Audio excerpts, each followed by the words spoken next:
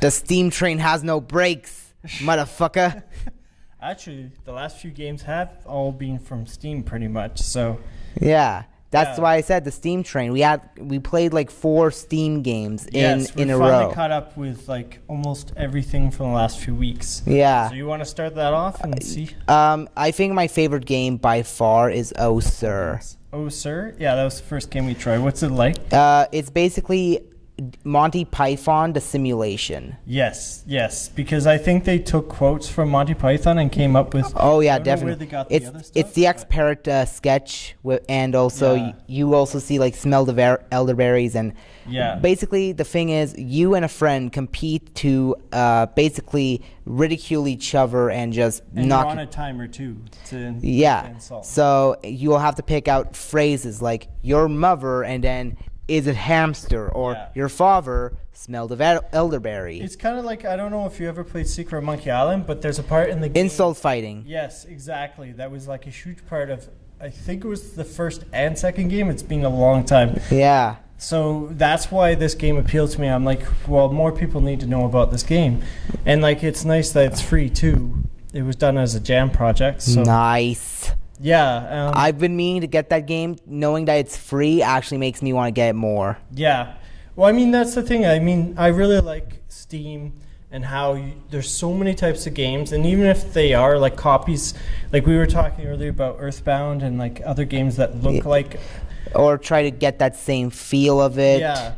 But then somewhere in there are games that stand out. And those are the games I like to choose every once in a while, other than the basic, Street Fighters or whatever. Exactly. And that's what I think really makes what we do special, because, there are a lot of people that, they show up at the club and they have their favorite game, but then how do you learn about more games as a gamer or what else is out there? Well, that's for us to know. Yeah. So anyways, it's Let's Game Ottawa 126, Super Intergalactic Gang, and... there's aliens. I'm just going to double check of whatever games we played. Yeah. I named them off the top of my head, but I'm just going to double check. Oh, Sir. Kung Fury. Kung Fury was based off the movie. Which I've yet to see, so... Oh, you haven't seen? Oh my gosh. Okay. Well, if you played the game, then it gives you a good idea of the personality. I kind of have a good idea of like it's like so I have some awareness of what exactly it is. It's pretty much like your fast-paced. It's a short movie, right? I think it's 90 minutes long. Oh, it's not too. Yeah, it's not a full 2 hours. It's kind of good. I like it. I was thinking it was like a 30-minute thing. Maybe I'm pretty sure it's 90 minutes. I don't know. I'll have to watch it when I get home. Yeah, it's pretty cool. I mean, it's funny. It's very weird in some. It's like DDR. I can't say anything without ruining it, but yeah, it's very weird, some of the jokes, and it's not for the squeamish because the gore and the fights and but it's really cool. I liked it, and seeing that there was a game that's only like $3. Oh Sir, yeah. So going back, Oh Sir, just to go from the beginning, I thought it was cool, and now you taught me how to play the game because I had no idea. I played it for like 10 seconds, and you had no idea. I got myself attached to the idea pretty quickly. Yeah. I just saw it. I'm like, this is what I have to do. I think it's because I was trying to just hit the lines, the phrases that were in the center, and I didn't realize that you then hit the timer. And to me, it wasn't as intuitive as I think I would have figured it out eventually. But because it was, it doesn't have like an in your face or a guide. Like it's just arrows on one screen. I'm like.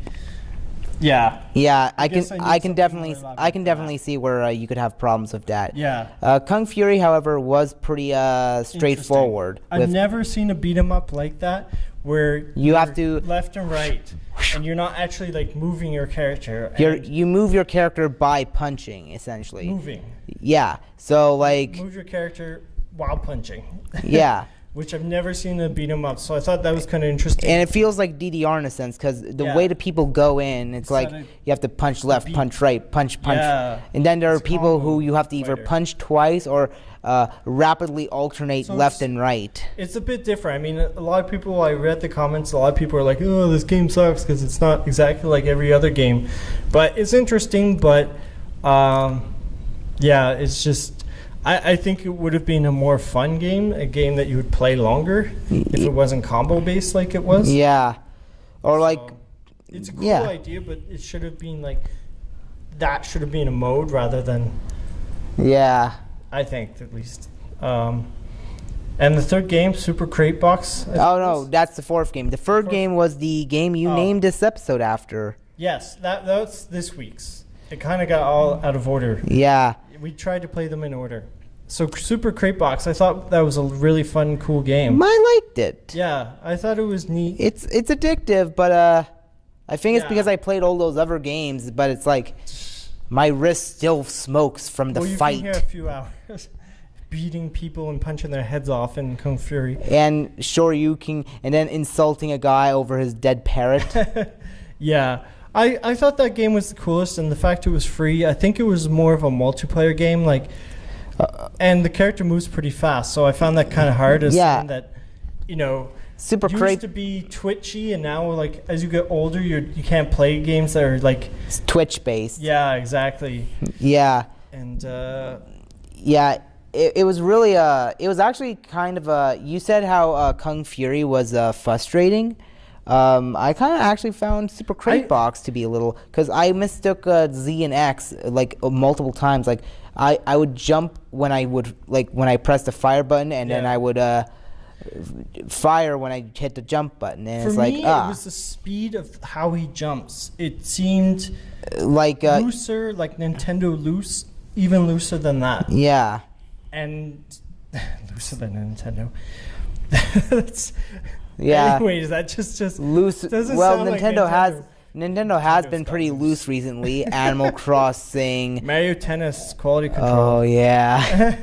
But anyways, we're not here to talk about how loose Nintendo is. You might want to refer to my other video for the analogy. Yeah. The really lengthy, perverted analogy. That's my bad. But no, I just felt like it would take some time to get used to how in Super Crate Box how they move, because it's not, you expect it to sort of be like a Mario jump, but it's instead of it's instead like a Super Meat Boy kind of jump. Yeah, I played that briefly, but I thought it was still cool. I mean, it's one of those games I think you would adapt and like be able to. Yeah, and I like how even though you get killed, you still work towards something. It's like, because every time you die, your score resets, and you have to start all over again. You have to collect 10 crates, and you think 10 crates would be a pretty good like, it's pretty easy, but these guys just come out of nowhere. They'll attack you, they'll ambush you, and you have to run. For me, it's just, I didn't think it was hard. It's just sort of, I don't know if I'm just in the wrong frame of mind, like just impatient to like get all the crates, or I'm starving. I think it's also me too. Yeah. Like, but I think it's that tone of game that it is. You have to be in that frame of mind in Twitch game. At least for me. If I'm in the mood where it's like a game where I want to play like an RPG where I'm reading or something, I think that was sort of the mood I was in when I was playing it. So yeah. There's fourth game.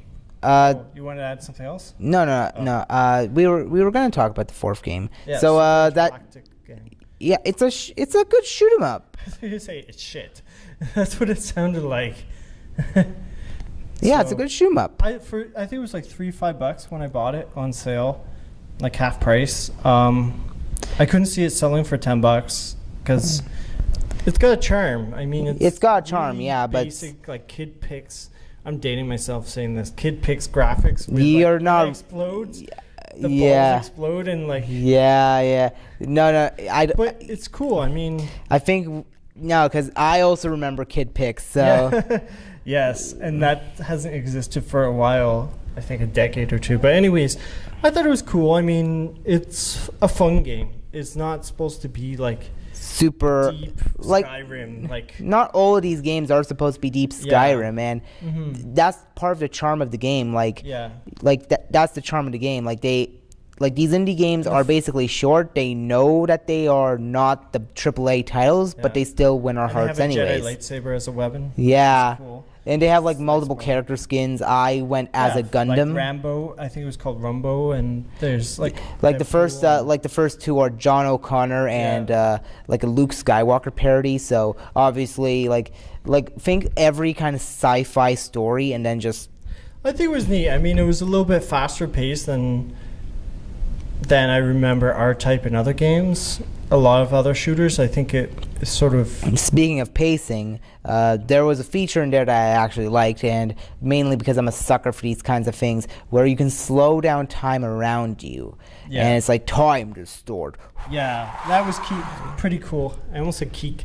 I guess that works for cool. Yeah, but, let's just make up that word, keek. Definition, see, cool. Well, it's from WoW, but... You don't see people, at least I don't play WoW, but you don't see people as often on forums say Keek. But the other day I was reading like just a random news bulletin on like Kotaku, and this guy said Keek. And I'm like, wow, I guess some people still say that, at least in news articles. But yeah, it was a cool game, $3. I'm going to try and make that happen. Like, I'm just going to say Keek everywhere I go, and people are going to be like, what's Keek? And I'm like... It's like all the Smash players, like they all have like their own lingo, like they follow like Kappa, and like I don't know where that originates from, but I find a lot of Smash Brothers, they're all like, it's sort of like, it's weird because you go in a post without going into a long spiel, and like it could almost be the same person talking to themselves in that whole thread because they all like follow similar jargon. It's really weird. Yeah, I find that weird, at least. If you follow fandoms around like I do, you will definitely notice people referencing memes and making in-jokes. Like, it's basically well, that's the thing. I mean, the funny part is, and I was reading a really long article about this, and the people that made all those, the teenagers, like the people that wouldn't get the attention, say, maybe not necessarily in real life, the people that made all those memes, or a lot of them, they're now like not being catered to on the web. It's now like everyone else. So it's kind of weird that everyone's quoting these memes that were made like at the beginning. And yet these guys who made them don't get credit. Well, yeah, it's that, and it's sort of interesting to see that like there's a huge... I mean, people that quote it, and it's like the three same memes like one person will use or whatever. Well, you'll see me going around quoting old memes from 2007 because that was the time I really got into YouTube, and so I'll remember "Leave Britney Alone." I'll remember. Well, I mean, there's that, but I mean, if it's from what I was reading, it was like, and what I see in like some of the groups, it's like these guys do the same like one or two, and it's like, okay, that's old now, like in the sense that, you know, it's gonna be sad, like games that are really popular right now are gonna be regarded as that, like they're old. We are as mayflies. Well, that's the thing. I mean, there's so many games coming out now that games are popular for, like, think of Mario Brothers. Yeah. That has stood the test of time, but it came out at a different time, and it's a game that everyone knows. But now, like, if a game's popular, people might not be playing it in 6 to 12 months. Not necessarily, but because there's so much coming out that it's hard to keep up with. You know, back then it was like, oh, I have Mario Brothers, and then you may not know what else is coming out for your system. Now it's like so in your face, like so many games coming out. And not only that, but you also have an open source of information of what games to hunt down, what games to buy. It's a really different game environment, I feel. And like there's so many different genres, but not as many. I read this once, like there's not as many new genres. So now people are sort of like rehashing. Yeah, like there's a lot of rehashment. Like Undertale, for instance. That's basically a throwback to old school RPGs. Oh, okay. Mainly Earthbound related. Oh, okay. Yeah. But it does throw something new in there too. I mean, that's the cool thing when you've seen something new, and that goes back to what I was talking about before. it's cool when you see a game like, even though the game we played today wasn't totally different, it was. Oh Sir was. Oh Sir is, I mean, very different like, than a lot of what gets. Yeah, but again, you brought up how it was similar, not exactly like insult sword fighting. Mm-hmm. Exactly, the way you play it is different. It's sort of like a buzzer done, and the next person plays. Yeah, and if the game was expanded upon, or if like we could definitely see it like evolve and insults or something. Yeah, I mean, or like make it more apparent that you're supposed to play it with two people, because that's what Jim watched me play the entire game by myself. You were playing with yourself. I did not I even offered Jim to have a little shot at making his own quip, but he's like, nah. I was more interested in seeing how it ends. Like, does someone, pass out? And it was sort of like, oh, well, I'll be back with a new parrot. Box of dead parrots or something. Or don't worry, I have more dead parrots. So it's like, oh, well, that's kind of anticlimactic to what I was expecting. I thought, he'd be hit with like a fish or something. Or like I'd be expecting like KO. Yeah, because it's set up like a fighting game. I forgot we didn't say that. Yeah. So. But no, I mean, that's what I like to see. I like to see more games that instead of being a hybrid of like 4 different game genres, totally different. So just one genre, but it's a completely different kind of genre. Or just like something that you haven't seen before, or it plays differently. Like Splatoon, like it's so similar to what, in the sense of what we've seen, but it does it in a different way. Exactly. And to the point where you can actually think of other genres that it could actually, like. And I find a lot of games don't feel that different, and that's why I'm kind of put off.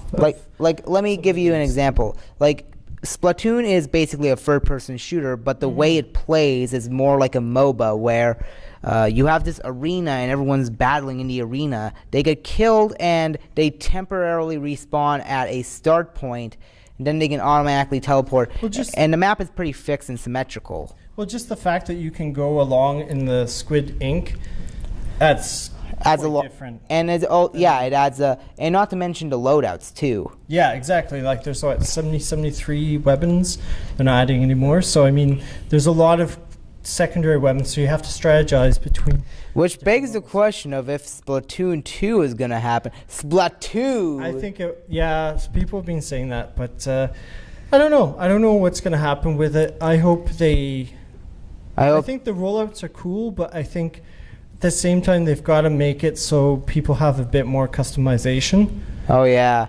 Like make their own loadouts. But yeah, I think if you could have like a certain number of loadouts, or I don't know how they would do it, but they'd probably do it in a way where it'd be like it wouldn't be like you make your own thing. Like you'd have to buy each of the individual sets. Well, the nice thing is with the app, I didn't realize this. You can know like what's coming up in 4 hours, and without the app, you don't know that. I don't know if Nintendo has that information. They probably do somewhere.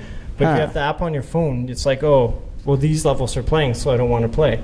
I'll play in 4 hours. So that really adds an extra dimension. And I think that's something, without making this all long-winded, with Battlefront 2, you can also see, your character's stats and everything. And I think that's something, talking about the future of gaming, I think that really is, having all these devices connected and somehow added extra element. Yeah. So eventually Steam is showing the way of the future, and we're seeing more twists to old game genres. Dive Kick, for instance, it's a fighting game, but the way it's played is really different. Instead of like you only do 2 moves: you jump, you kick, and then you it's only like you can only hit once, and then your character's KO'd.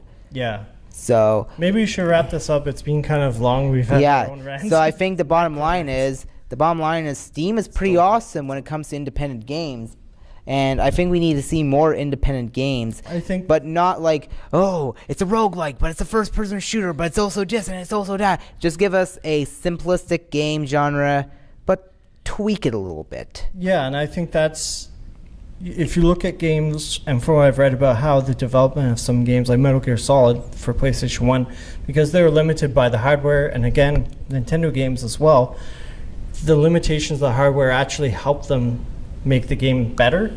because they couldn't do what they originally wanted to do, and they had to, simplify and downsize. I think that really helps some games sometimes. Like look at Star Wars, like without going. Oh yeah, Star Wars. I was thinking they kept it simple.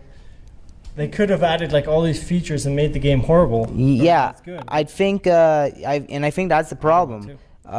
Even though the sky's the limit and everyone is enjoying it, that's the problem.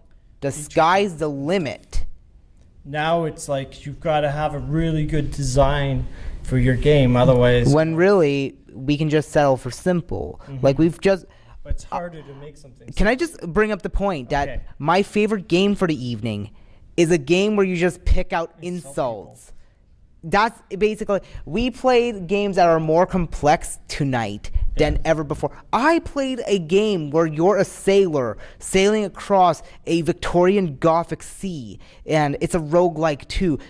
But I found the insulting people game more fun than that game. I think it's the design, and it's also probably a bit more instant gratification. Like kind of like Smash Brothers. Yeah. I think that's why Smash is very popular. It depends on the kind of game. Like going back to what I was saying, at least depends on what game you're trying to play at the time too. So, anyways, this has been really long. Really long-winded. Adios, amigos. All Bottom right. line: Steam, support it. Support your indie developers. They might surprise you. And if you can, try and back people up on Kickstarter. Although saying that Just and be hearing careful who you back. And yeah, Make sure your game comes out. And Mighty Number 9. Yes, that's a good example. Enough said. All right, guys. Adios, amigos. Keep on gaming. Bye. And stay beautiful.